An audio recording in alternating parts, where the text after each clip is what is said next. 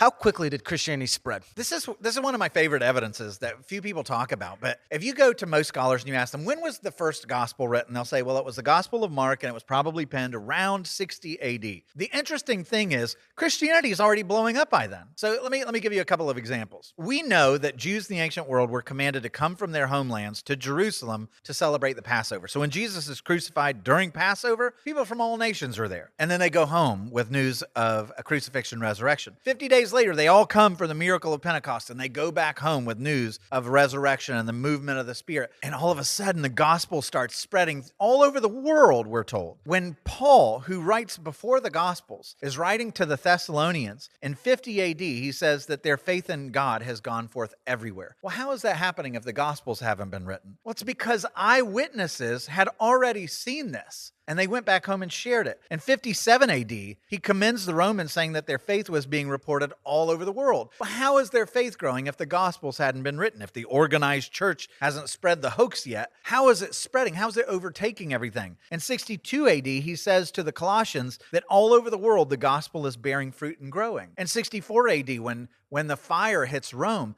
who does Nero blame it on? This immense multitude of Christians in Rome. In 64 AD, we're talking 3 decades after the crucifixion resurrection, and there's an immense multitude of Christians in Rome. How does that happen? It's because eyewitnesses saw it and went back home to talk about it.